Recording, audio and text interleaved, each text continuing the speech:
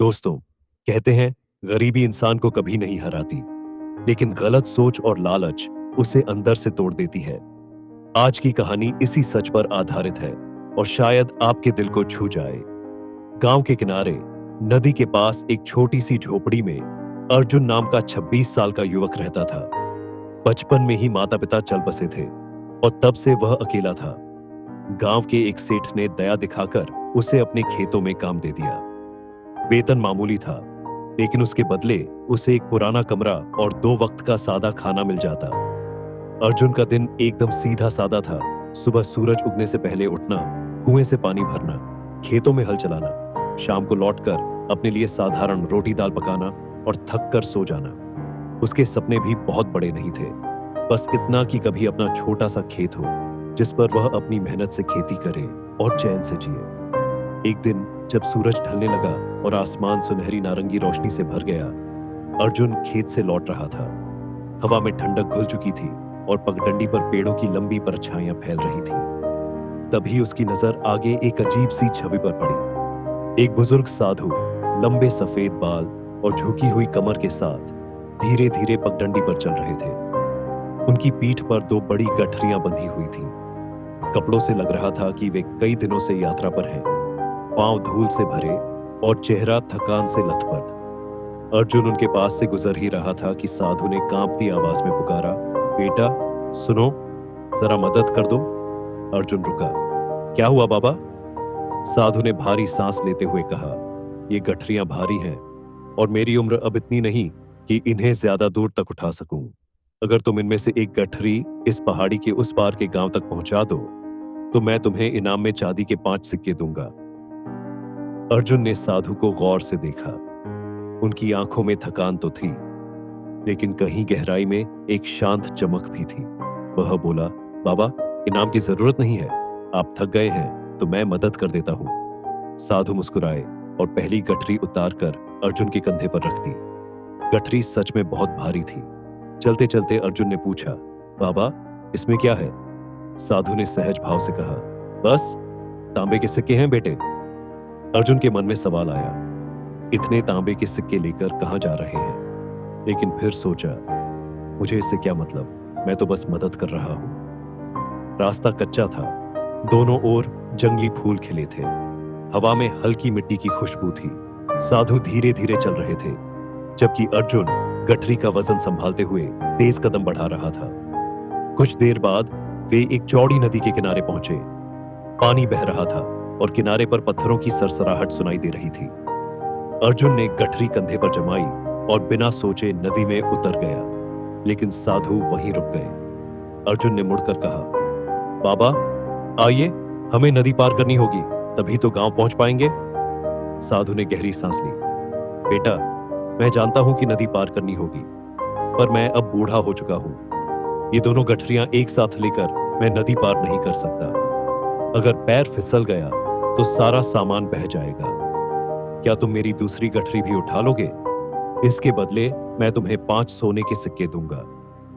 अर्जुन मुस्कुराया, बाबा आप फिर इनाम की बात कर रहे हैं, मैं तो बिना इनाम के भी आपकी मदद करूंगा। साधु ने आशीर्वाद दिया और दूसरी गठरी भी उसके कंधे पर रख दी। अब वजन 2 गुना हो चुका था, लेकिन अर्जुन तगड़ा था। उसने चुपचाप दोनों गठरियां संभाल ली। नदी पार करते समय उसके मन में एक विचार आया। एक में तांबे के सिक्के, दूसरी में शायद सोना। उसने सिर झटका, नहीं ये गलत है। पर विचार चुपचाप बीज की तरह मन की मिट्टी में गिर चुका था। नदी पार करने के बाद वे पहाड़ी रास्ते पर चढ़ने लगे। सूरज लगभग डूब चुका था और आसमान बैंगनी रंग में रंगा था। साधु बोले, बेटा अब एक आखिरी बात, ये तीसरी गठरी भी मुझे तुम्हारे सहारे ले जानी होगी। मेरे घुटनों में दर्द है और यह चढ़ाई मेरे बस की नहीं, लेकिन ध्यान रहे यह बहुत कीमती है, कहीं गिराना मत।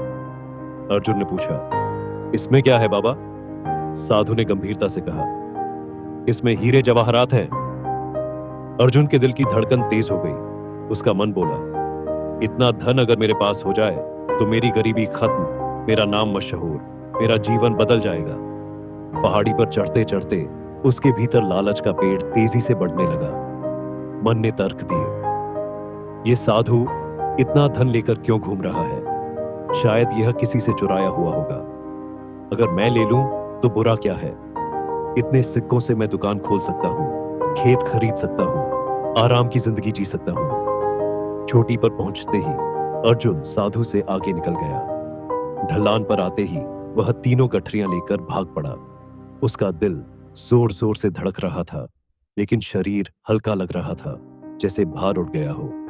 वह सुनसान पगडंडियों से होते हुए अंधेरे में छुपते छुपाते अपने घर पहुंचा। उसने दरवाजा बंद किया और सांसें समेटकर पहली गठरी खोली। अंदर जंग लगे लोहे के सिक्के थे। हैरान होकर उसने दूसरी गठरी खोली, उसमें भी लोहे के सिक्के। अब पसीना उसके माथे पर छलक आया। उसने तीसरी गठरी खोली, अंदर बस एक पत्र रखा था। पत्र में लिखा था, बेटा, यह एक परीक्षा थी। मैं इस राज्य का मंत्री हूं और राजा के आदेश पर ईमानदार उत्तराधिकारी की तलाश कर रहा हूं। असली धन तुम्हारे विश्वास की कसौटी पार करने पर मिलता, लेकिन तुम लालच में गिर गए। याद रखो, धन से पहले चरित्र चाहिए, वरना कोई भी ताज भारी बोझ बन जाता है। अर्जुन पत्र हाथ में लिए पत्थर सा बैठा रह गया। उसने समझ लिया, हार उसने साधु से नहीं, अपने ही मन से खाई है। आंखों से आंसू बहने लगे और सिर झुक गया। दोस्तों, महात्मा बुद्ध कहते हैं, हमारा सबसे बड़ा दुश्मन बाहर नहीं, हमारे मन के अंदर बैठा होता है। विचार बीज की तरह होते हैं। अच्छा बीज बोओगे तो फल भी अच्छे मिलेंगे, लेकिन अगर लालच, क्रोध या ईर्ष्या के बीज बो दिए तो उनका पेड़ भी वैसा ही जहरीला होगा। बुद्ध ने 2 बातें सिखाई। सही इरादा रखो। कोई भी काम करने से पहले खुद से पूछो, क्या यह काम मेरे और दूसरों के लिए अच्छा है? अगर उत्तर नहीं है तो तुरंत रुक जाओ। जागरूकता विकसित करो। अपने विचारों को देखो, पर उन पर तुरंत प्रतिक्रिया मत दो। विचार को सिर्फ देखना, जैसे आसमान में बादल को देखना, उसे गुजर जाने देना, यही साधना है। अगर अर्जुन ने यही किया होता तो शायद आज कहानी का अंत कुछ और होता। आप भी अपने मन को पहचानिए, वरना मन आपको पहचान से बाहर कर देगा।